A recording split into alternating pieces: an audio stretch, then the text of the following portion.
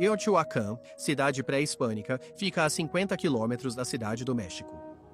Construída entre o século I a.C. e o século VII d.C., Teotihuacan destaca-se por seus monumentos grandiosos e traçado geométrico simbólico. No auge, a cidade se estendia por 36 quilômetros quadrados do centro cerimonial, que apesar da vasta dimensão, era só 10% da área total. Entre os povos do México antigo, os totonacas alegavam ter construído a cidade. Os astecas, que chegaram após sua destruição e abandono por volta de 650 d.C., perpetuaram essa história. Eles se diziam sucessores dos totonacas no plano intelectual e cultural. Os sacrifícios a cada 20 anos, sob Montezuma, revelam que antigas crenças persistiram sobre Teotihuacan como um lugar sagrado, onde deuses são criados. A Avenida dos Mortos cruza a cidade de sul a norte até a Pirâmide da Lua. A pirâmide de 46 metros resulta de muitos monumentos sobrepostos. Arqueólogos identificaram 7 fases de construção realizadas a cada 52 anos. Este ciclo sincroniza o calendário religioso e o terrestre. Ao cavar túneis, arqueólogos acharam tumbas com corpos provavelmente sacrificados. Suas mãos estão atadas e as tumbas contêm muitas oferendas.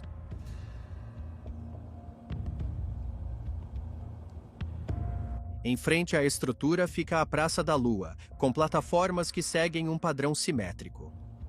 As plataformas foram dedicadas a subdivindades e cerimônias religiosas eram feitas nos templos que as sobrevoavam.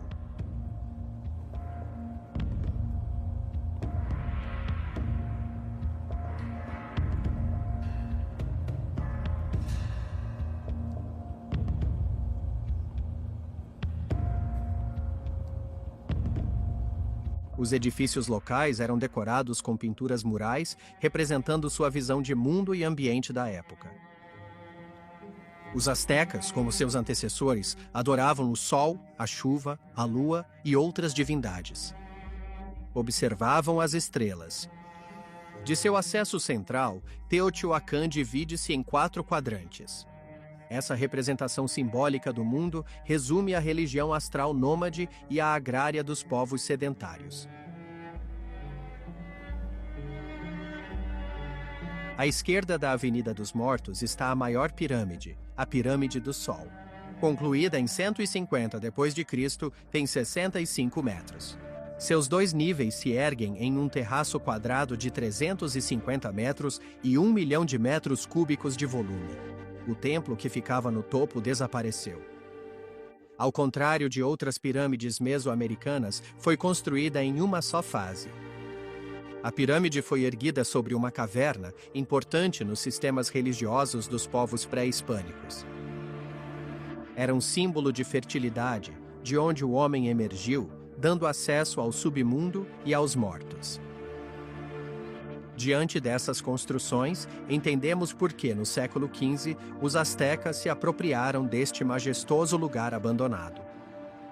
O local satisfazia as ambições dos astecas, que se diziam filhos do sol, vindos à terra para governar o mundo.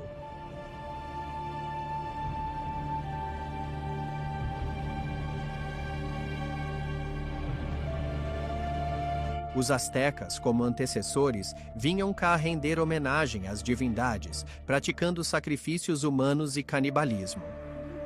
Os sacrifícios numerosos sempre exigiam novas vítimas, e os astecas faziam expedições para prisioneiros.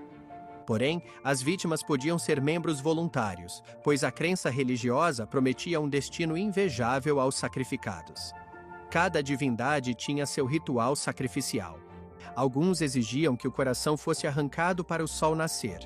Outros exigiam afogar crianças para a chuva abundante. E outros, esfolamento em honra ao Deus da renovação e vegetação. Subindo a Avenida dos Mortos, além da Avenida Leste-Oeste, há um complexo que arqueólogos chamam de a Cidadela. O complexo de 16 hectares e sua muralha de 400 metros de comprimento dão-lhe a aparência de uma cidadela, embora não fosse defensiva. O comércio era tão desenvolvido que pode ter sido um grande mercado de trocas.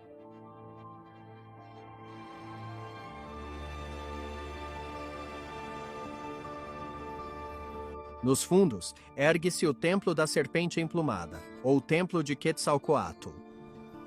É uma pirâmide pequena com uma esplanada à frente. O Templo da Serpente Emplumada é a última grande estrutura em Teotihuacan.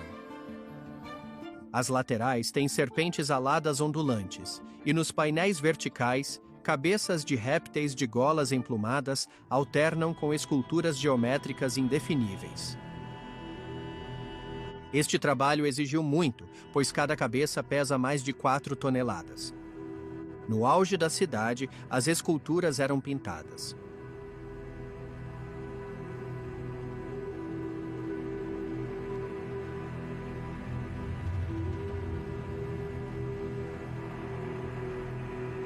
Teotihuacan foi abandonada no século VII, talvez após uma revolta popular contra a elite. Reocupada pelos astecas no século XV, caiu novamente no esquecimento após a chegada dos conquistadores no século XVI. Hoje, é dos sítios arqueológicos mais visitados do México.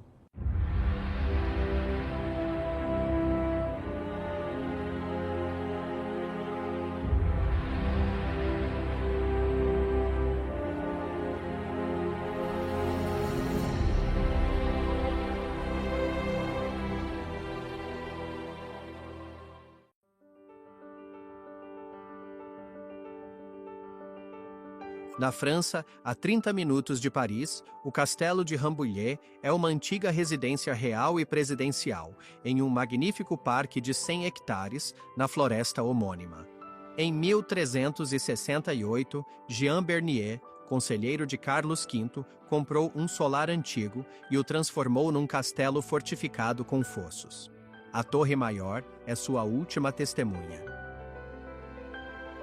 Entre os séculos XIV e XVII, o castelo pertenceu aos D'Angennes. Jacques, um deles, foi amigo próximo do rei Francisco I na Renascença. Mais tarde, no século XVIII, o filho natural legitimado de Luís XIV fará grandes obras ali, querendo uma propriedade de caça perto de Paris. O castelo tem arquitetura de tijolo e pedra, com fachadas pontuadas por águas furtadas e torres pontiagudas. O arranjo interior do apartamento, ainda intacto, é muito luxuoso. O conde de Toulouse dedicou a primeira sala à sua esposa. É de notar que as belíssimas, mas igualmente frágeis, decorações interiores rococó e neopompeianas desta residência só podem ser vistas em visitas guiadas. Cada salão contíguo é coberto por painéis esculpidos dos ornamentalistas François-Antoine Vasset e Jacques Verbert.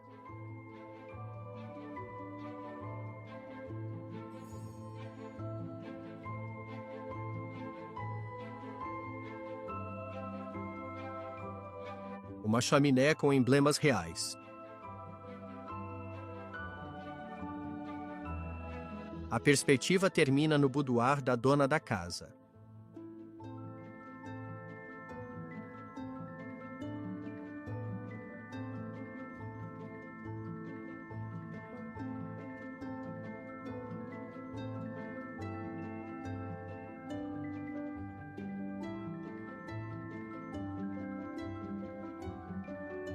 O rei Luís XVI e depois Napoleão I apaixonar-se-ão pelo castelo de Rambouillet. Ambos adoravam caçar, então mobiliarão as outras alas do palácio num estilo mais sóbrio desta vez. Mais tarde, no início do século XIX, Rambouillet será muito apreciado por Napoleão I. Já no século XX, o castelo tornou-se residência presidencial, recebendo chefes de Estado estrangeiros. Há pouco foi transformada em museu. Aqui, O tempo não afeta a história. A grande e prestigiosa sala de jantar no primeiro andar era o antigo quarto do rei no século XVIII. Na parede, 2 tapeçarias da série Novas Índias, da Gobelins, o caçador indiano e a negra carregada em rede. Esta série de tapeçarias evoca a natureza do Brasil, as então Novas Índias. É um Brasil revisado, redesenhado para corresponder à ideia de novo mundo da época. Os reis usavam as tapeçarias como presentes diplomáticos e para divulgar a arte francesa. Aqui compreendemos a continuidade histórica do castelo de Rambouillet. O salão superior desta torre, onde o rei Francisco I faleceu em 31 de março de 1547, servirá de aposentos a convidados ilustres que visitam a França no século XX. O castelo de Rambouillet sediou a primeira cúpula dos países industrializados em 1975. Em 1999, o Acordo de Rambouillet, proposta de paz entre Iugoslávia e Kosovo, foi redigido ali. Boris Yeltsin e Nelson Mandela também estiveram lá. É preciso subir a escadinha para chegar ao Santo dos Santos, o Salão Francisco I. Esta cama acolheu os maiores chefes de Estado estrangeiros. O busto do rei está claro em lugar de destaque no salão. O mobiliário renascentista foi adquirido por várias compras. Quanto ao jardim, Fleuriot d'Armenonville, que comprou o castelo dos Angiens, investiu uma quantia colossal no parque. Primeiramente, foi ele quem transformou os jardins franceses e criou lagos com as nascentes desta área pantanosa. O cais inicia todos os caminhos do jardim. Canais foram abertos nas 6 ilhas, antes acessíveis por barco. O parque é animado por esculturas de Simon de Mazières, Pierre Legros e René Fremont. O filho do conde de Toulouse, Duque de Penthièvre, também investirá no jardim. Ele desenvolveu 25 hectares do parque inglês com folias arquitetônicas, seguindo a moda do retorno à natureza.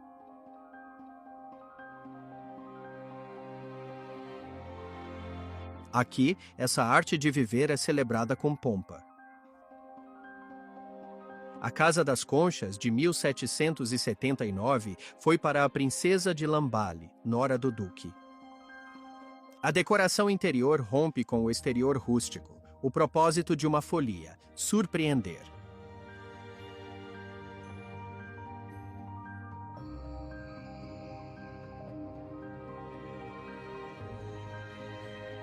Até o espelho de madrepérola embaça a imagem.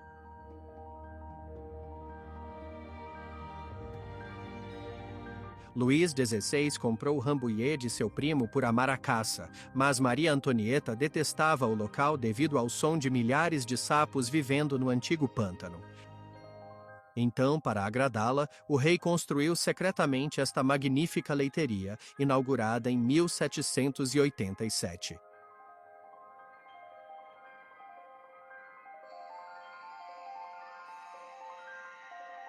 No início da Revolução Francesa, a leiteria reflete o retorno idealizado à natureza do iluminismo.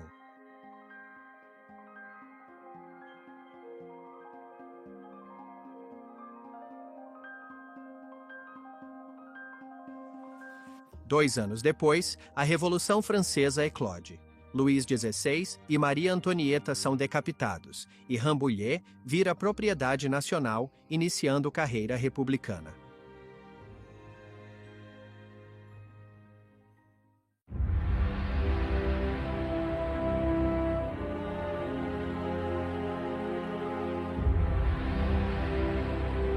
Em 1204, na região sul do Peloponeso, a Quarta Cruzada desviou-se de seu propósito inicial, resultando na captura e pilhagem de Constantinopla pelos cruzados.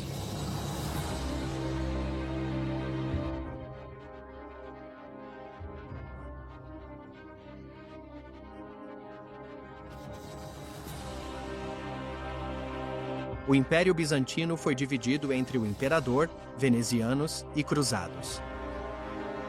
O Peloponeso foi entregue a Geoffroy de Villehardouin, que dominou Esparta e lá se estabeleceu. Para a segurança do palácio, Guillaume, filho de Geoffroy, construiu um castelo numa colina. Assim nasceu Mistras, com a floresta e muralhas prontas em 1249.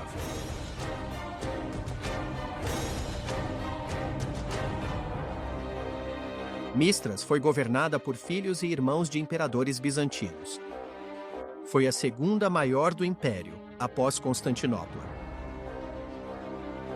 Foi um centro de estudos filosóficos que atraiu intelectuais influenciando a Itália do século XV.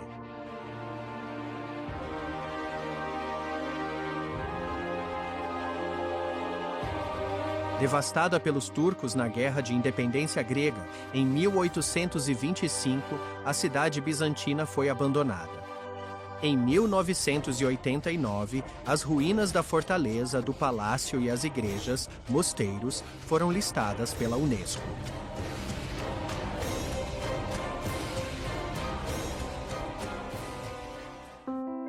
Nas encostas do promontório, igrejas bizantinas mostram sua história entre ciprestes e olivais. Ao longo da muralha da Cidade Baixa, os edifícios que compõem a Igreja da Metrópole datam do final do século XIII, logo após a conclusão da fortaleza. Nicéforo a construiu depois de ter comprado as terras e casas vizinhas. O estilo é típico da época, com suas pedras cercadas por tijolos.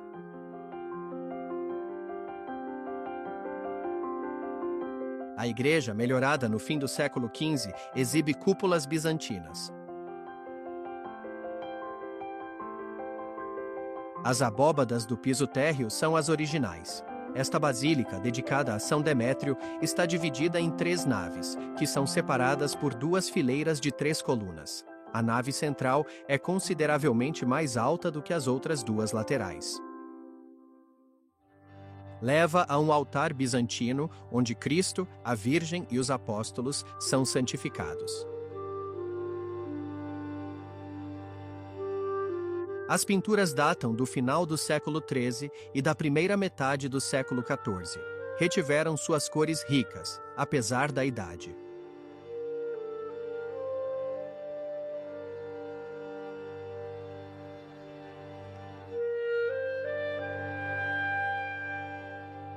O Mosteiro de Pantanassa é o edifício mais bem preservado de Mistras, sendo o único ocupado por meias dúzias de freiras.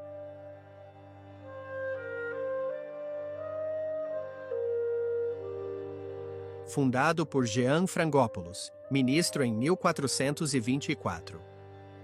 Os Frangópolos eram importante família de Mistras, de origem latina e helenizada.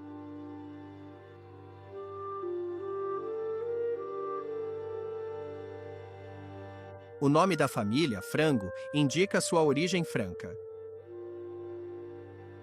A influência franca é visível na Torre do Sino. Suas janelas trilobadas com arcos góticos e 4 torres ladeiam a cúpula.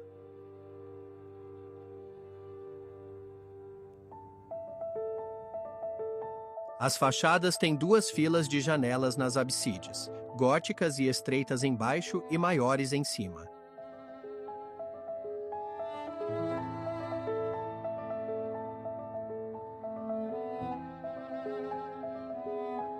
A igreja é uma basílica de 3 naves, mas seu teto tem 5 cúpulas.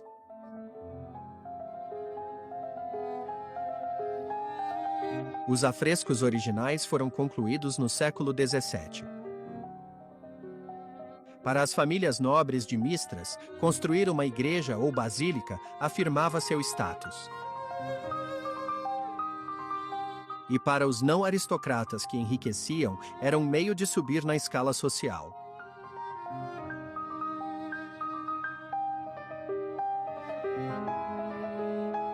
O que explica por que encontramos tantas igrejas neste sítio bizantino.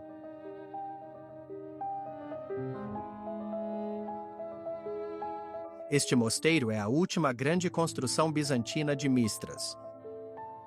É um belo exemplo da arquitetura de Mistras do século XV, com uma combinação de 3 tradições: local, bizantina e franca.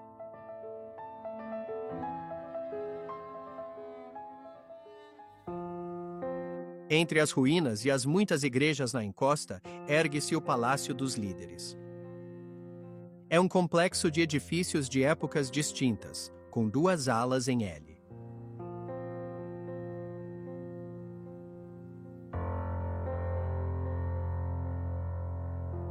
Aqui, na Cidade Baixa, o mosteiro de Peribleptos e sua igreja foram erguidos na face da falésia, estendendo-se por uma gruta. Parte das construções está em ruínas, mas outras estão intactas. O Catholicon, a igreja do convento. A localização incomum deste mosteiro deve-se a um antigo local de culto cristão pré-existente na caverna. O mosteiro do século XIV visava ampliar o altar primitivo. A influência franca é notada pela flor de lis, vista em muitas áreas, gravada nas absides.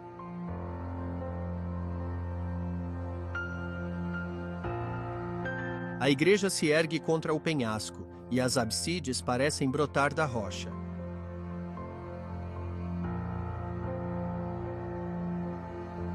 A igreja tem planta de cruz grega com cúpula sustentada por 4 pilares.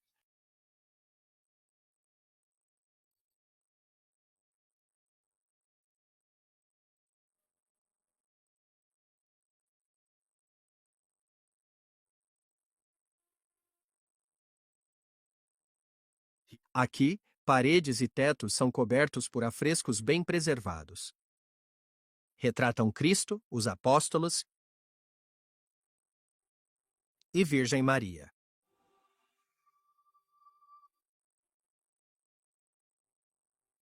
Entre as pinturas, um presépio insólito retrata Maria deitada, de frente e de costas para Jesus.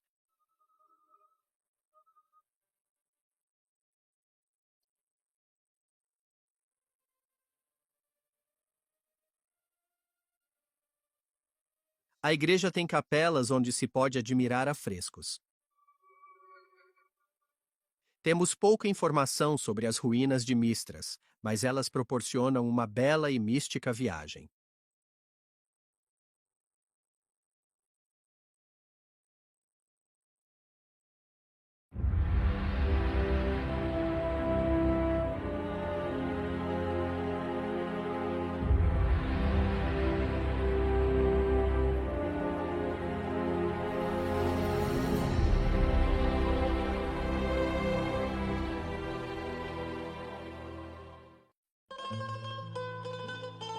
Roma, na Itália, está no coração da história desde a antiguidade. Ao longo dos séculos, líderes e tradições construíram muitos monumentos que sobreviveram, testemunhos preciosos desse passado. Roma é um museu a céu aberto mantendo sua homogeneidade arquitetônica. A industrialização e o modernismo não causaram rupturas. A cidade manteve seu charme com estilos coexistindo. A Piazza Navona foi erguida sobre as ruínas do estádio de Domiciano, do século I. Criada no Renascimento, manteve sua forma. É o maior ponto turístico da capital italiana. Com sua decoração monumental e fontes, é um dos mais belos monumentos barrocos de Roma. Dizem que é a 3ª praça mais bonita do mundo. É uma das principais áreas turísticas da cidade, repleta de restaurantes, terraços e artistas. É um ótimo lugar para passear.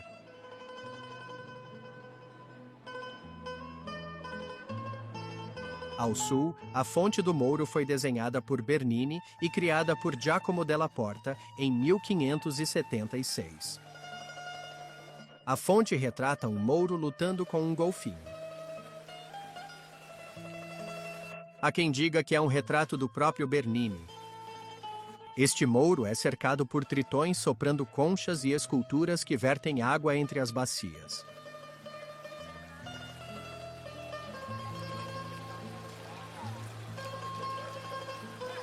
Ao norte, a fonte de Netuno, de Giacomo della Porta, foi modificada no final do século XIX com a adição de Netuno lutando com um polvo.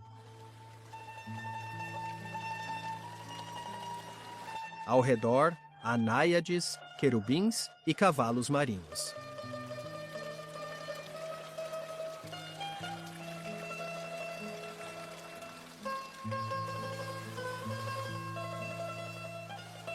Mas a fonte mais bela é a dos Quatro Rios, no centro da praça.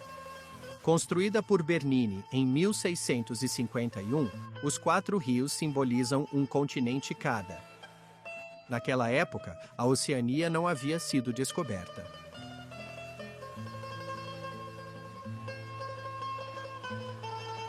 É encimada por um obelisco das antigas ruínas de Roma.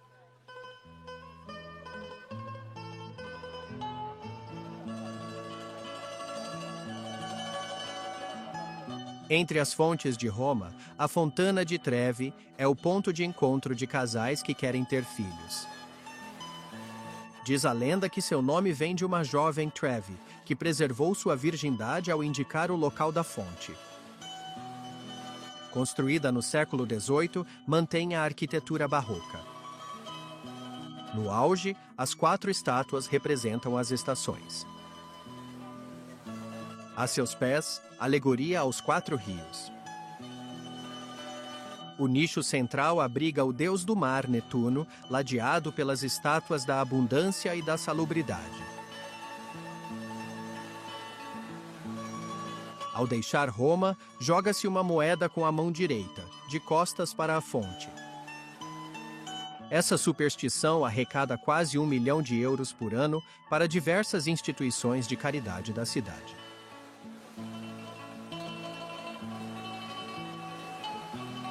A Via del Corso leva à Piazza del Popolo, ou Praça do Povo. No centro, um obelisco egípcio de Heliópolis. Trazido à Itália sob Augusto, foi posto aqui em 1589. A Piazza del Popolo era um infame palco para execuções públicas. É cercada por 3 igrejas e 2 fontes barrocas. Entre elas, Santa Maria del Popolo destaca-se. Esta antiga capela do século XI foi ampliada e reconstruída por Bernini no século XVII.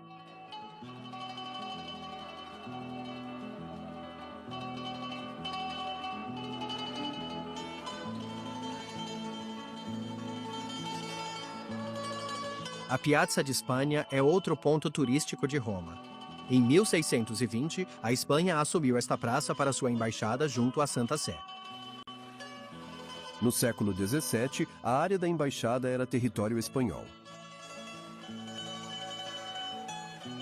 Em 1854, Papa Pio IX ergueu aqui a antiga coluna da Imaculada Conceição. Devido aos seus hotéis, é um local cosmopolita.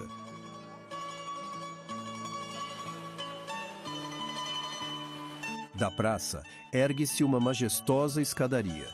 Inaugurada em 1725, feita de mármore em estilo barroco tardio por Francesco de Sanctis, possui 138 degraus em 3 níveis. Rampas que se alargam e estreitam realçam a altura.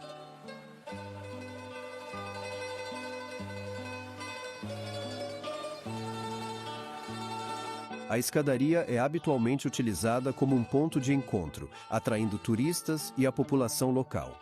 Dali, é possível desfrutar de uma bela vista da cidade.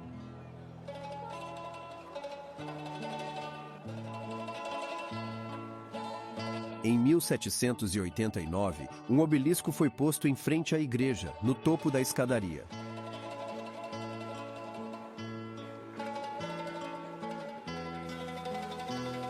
A Trindade dos Montes é uma bela igreja francesa do século XVI.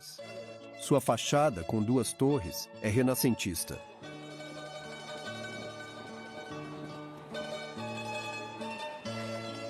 Sua localização acima da Piazza di Spagna a torna um local conhecido em Roma.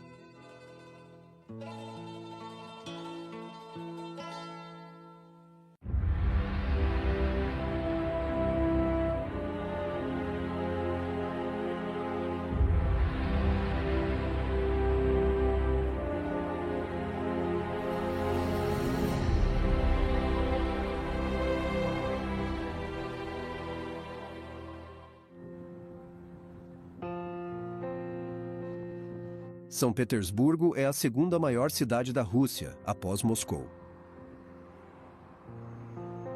Fundada em 1703 pelo czar Pedro o Grande, São Petersburgo é moderna em seu design e arquitetura. A nova cidade permitiria à Rússia abrir uma janela para a Europa e ascender ao patamar das grandes potências europeias, conforme os desejos do czar. Hoje, a cidade é Patrimônio Mundial da Unesco.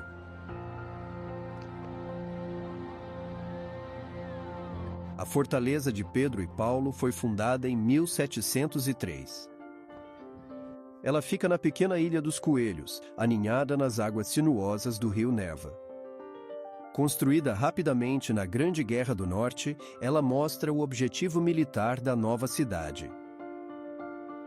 Para estabilizar seu solo pantanoso, mais de 40.000 estacas foram necessárias para a primeira construção de madeira da cidadela, reconstruída em pedra anos depois.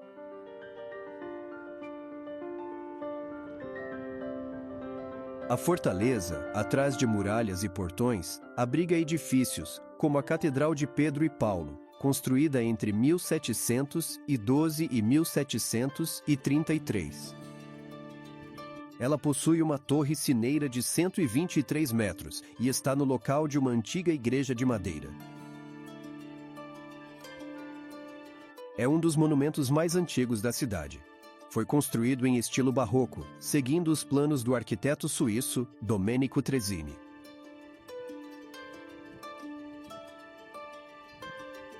Aqui, barroco ganha todo o seu significado. Tons rosa e verde amêndoa, ao lado dos dourados.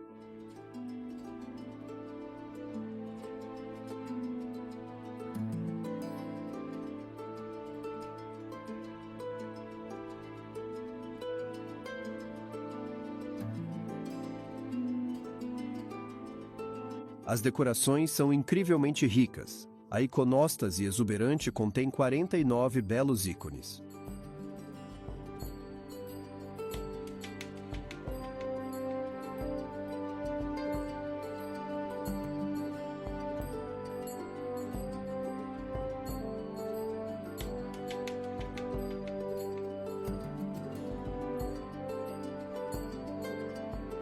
A catedral possui muitas decorações luxuosas, mas é também o túmulo de todos os imperadores russos e suas famílias desde Pedro o Grande.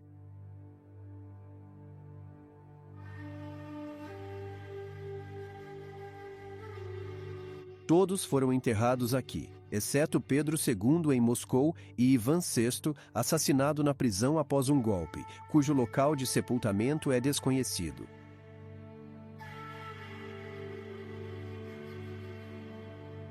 Todos os túmulos são de mármore branco de Carrara, exceto dois, os de Alexandre II e sua esposa Maria, que são diferentes. O túmulo de Maria é de rodonite rosa dos Urais, e o de Alexandre II, de jaspe verde das montanhas Altai. Os dois túmulos foram esculpidos de um bloco. Assim, os caixões ficam sob os túmulos, não dentro deles como os demais. A catedral abriga 50 caixões, 46 deles da família Romanov. As sepulturas de Pedro, Alexandre, Catarina, Nicolau e Isabel recontam toda a história da Rússia imperial. Além disso, a fortaleza abriga o bastião de Trubetskoy, uma área de grande importância histórica.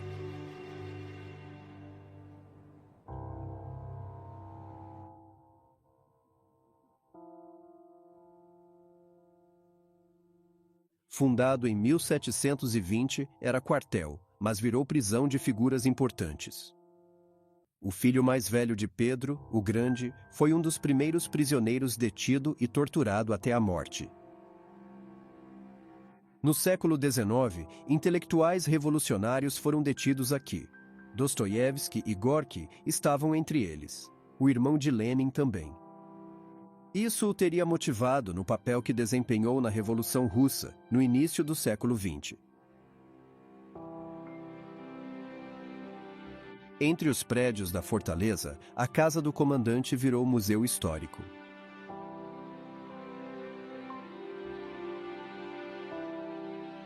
Além das maquetes, a casa preservou todos os elementos da residência do comandante do quartel, bem como testemunhos dos grandes momentos históricos da cidade. Muitos acessórios lembram que o estilo de vida da Rússia dos séculos XIX e XX não era tão diferente do ocidental.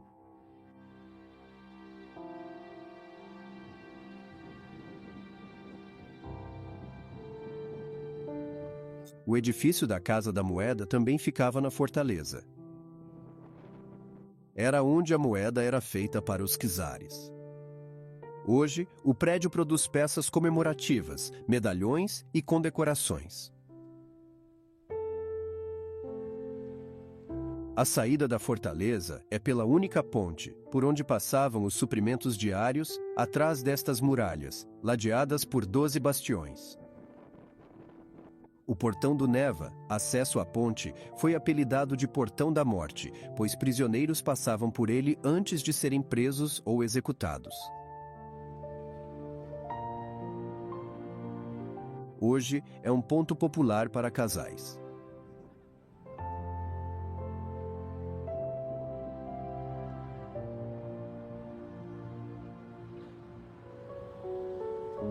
Como podemos ver, a cidade de São Petersburgo é carregada de história.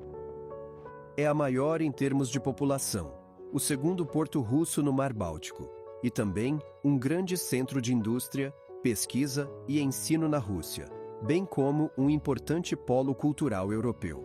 Após o período comunista, a cidade reapropriou-se de seu passado imperial e, junto a isso, abriu-se ao Ocidente, para a grande alegria dos visitantes que podem vir a descobrir um rico patrimônio digno de real interesse.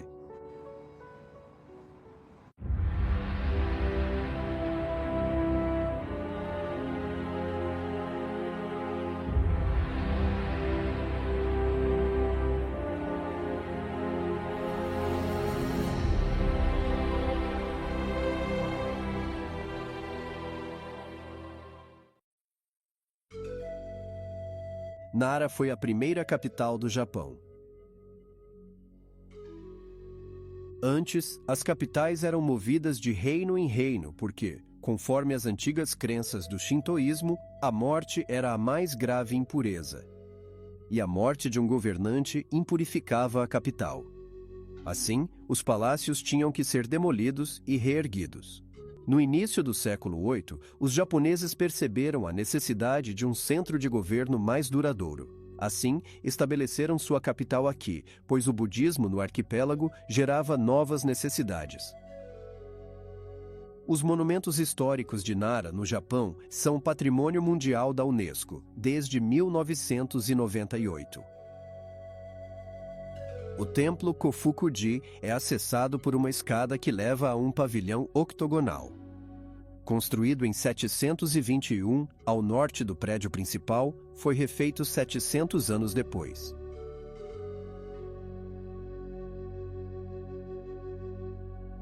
Em templos budistas japoneses, há 3 edifícios principais: o pagode, de 3 a 5 andares, ausente no budismo Zen.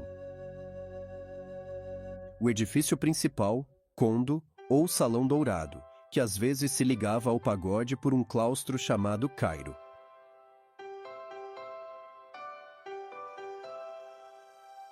No parque e na cidade, os servos andam livres em paz.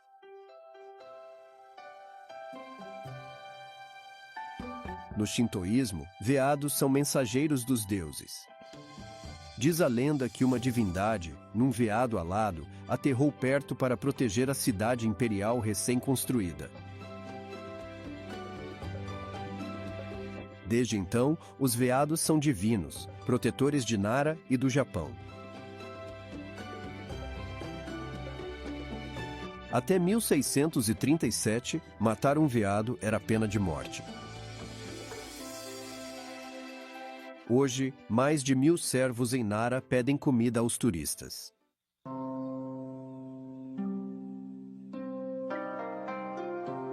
Na era Nara, a civilização chinesa influenciou muito o Japão. A administração se espelhou na vasta, centralizada e poderosa burocracia chinesa. O mesmo aconteceu com a religião e o budismo floresceu no arquipélago. Foi quando a construção de grandes templos budistas se espalhou. Esses templos tiveram um grande impacto na população, que via na nova religião forte proteção para o país.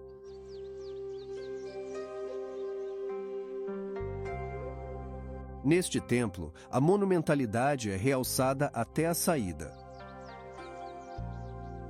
Fundado no período Nara, o Todaiji, o grande templo do leste, unificou as seitas budistas do Japão. Dentro de seus muros está o Daibutsuden, o Salão do Grande Buda, a maior construção de madeira do mundo. A entrada é guardada por guardiões celestiais. Dentro, uma enorme estátua de bronze do Buda, o Iluminado, mede 15 metros. Exibe a cabeleira esculpida mais sofisticada do arquipélago, com mais de 100 cachos de bronze. A mão direita erguida é sinal de apaziguamento. Ao lado do Buda, os 2 bodhisattvas dourados auxiliam na iluminação. Lá fora, uma estátua do profeta dissipa males ao esfregá-la antes de sair.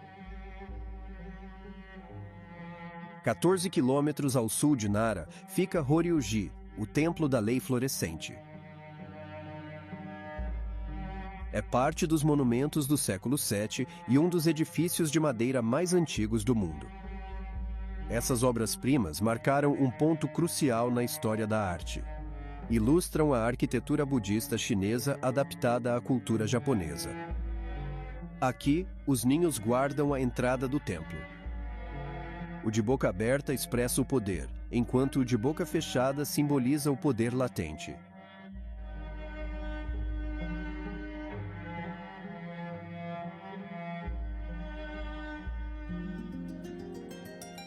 Após o portão, os edifícios mais antigos são o Kondo e o Pagode de 5 andares. O edifício principal do templo abriga as estátuas de Buda. A entrada é estritamente proibida.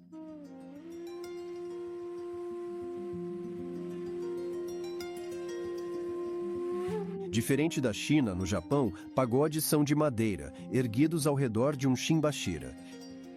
É um pilar central espesso que assegura a estabilidade do monumento, mesmo com terremotos.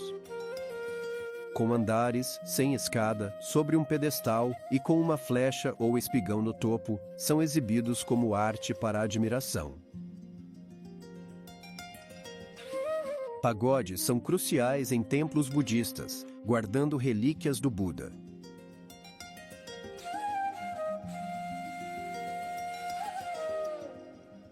O Cairo, corredor coberto, estende-se de leste a oeste, cercando o pagode e o edifício principal, como os claustros ocidentais. No complexo do templo, uma estrutura octogonal, a mais antiga do Japão. É o Pavilhão dos Sonhos, que deve seu nome a uma lenda. O príncipe de Nara viu em sonho uma ninfa celestial, que o iluminou sobre o mistério de um sutra, textos atribuídos a Buda. Dentro, uma estátua de Bodhisattva ficou oculta por 1000 anos para preservar seu poder.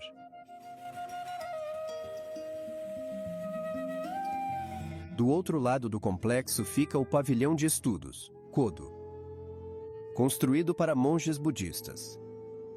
Eles seguiam ensinamentos que diziam não haver realidade fora do pensamento, pois os sentidos geram ilusões. Mais além, um templo é dedicado ao príncipe Shotoku, fundador, que viveu de 574 a 622. Ele promulgou a primeira Constituição Nacional do Japão e promoveu a disseminação do budismo.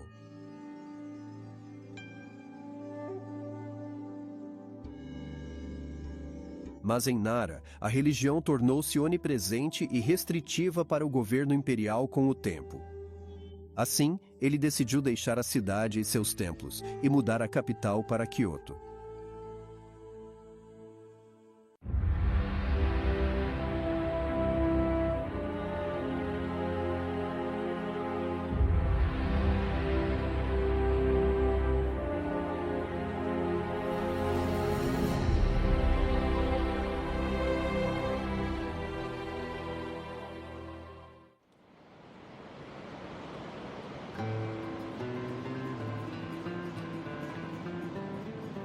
As Cataratas do Iguaçu ficam na floresta tropical da América do Sul, na fronteira do Brasil e da Argentina. São maravilhas naturais, patrimônio mundial da Unesco desde 1984. Não são de fato cataratas, mas 275 quedas que formam um semicírculo de quase 3 quilômetros. O nome Iguaçu significa água grande, na língua do povo guarani. O conjunto de quedas despeja até 6 milhões de litros por segundo.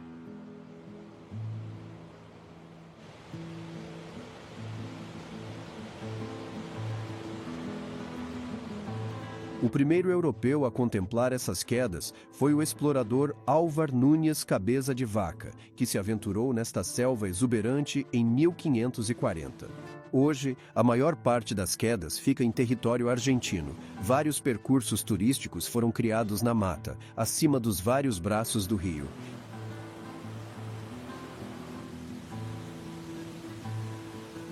E graças a passarelas, é possível chegar a poucos metros das quedas d'água. Cada cascata tem seu nome, como duas irmãs, Chico e Ramírez, por exemplo.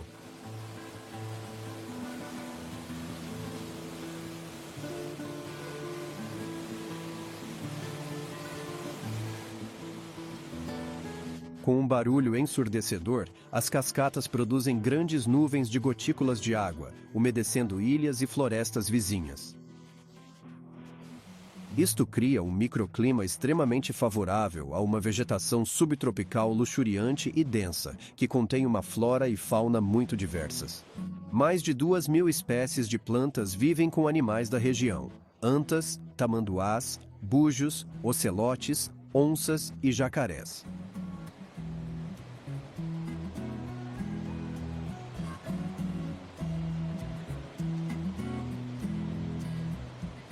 Os governos do Brasil e Argentina criaram parques nacionais nos lados das cataratas. Esses parques são patrimônio mundial da Unesco.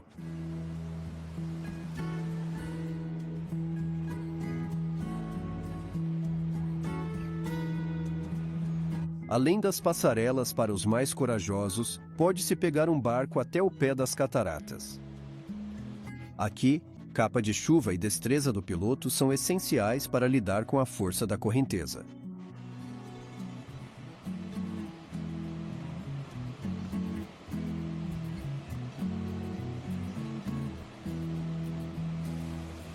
Após o circuito inferior argentino, existe também o circuito superior.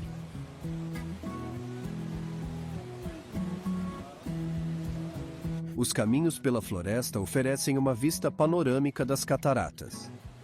E alguns mirantes ficam bem na beira das quedas, dando aos visitantes uma noção da altura e um arrepio eletrizante.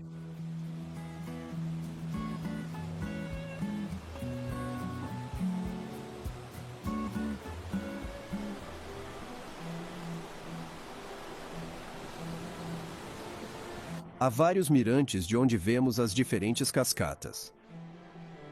O Salto dos Hermanas, Boy, Ramírez, Bozetti, Adão e Eva, Bernabé Mendes e o Embiguá, ou o Salto San Martín.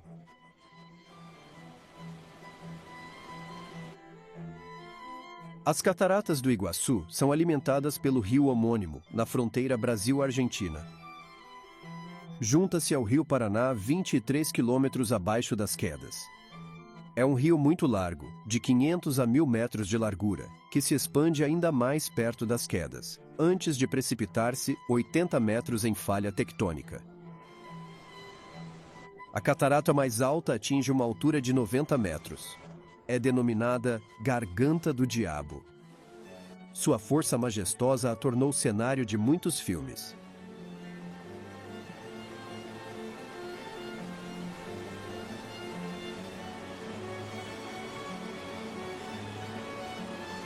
De fato, esta cachoeira se assemelha a um funil gigantesco, que parece estar sempre pronto para engolir o mundo em sua imensidão. A sua força e o seu volume de água são tão impressionantes que dão a sensação de que o planeta inteiro poderia ser tragado por ela.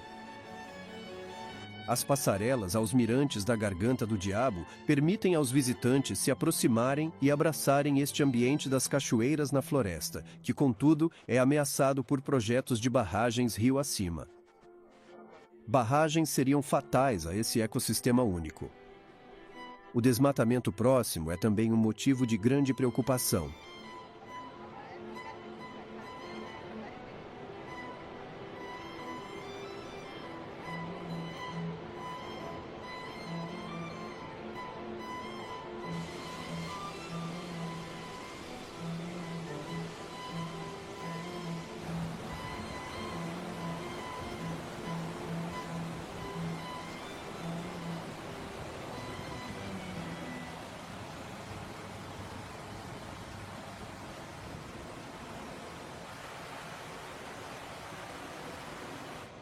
O lado brasileiro oferece outra vista das quedas, principalmente das passarelas instaladas lá.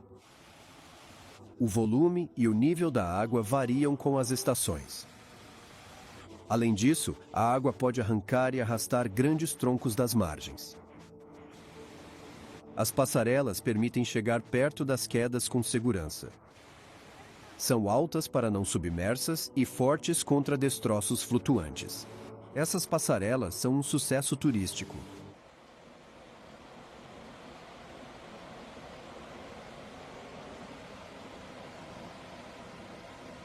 Amantes da natureza verão em Iguaçu um lugar original e interessante. A beleza selvagem do local cria um cenário paradisíaco, nos dando uma imagem da terra antes do homem tentar dominá-la.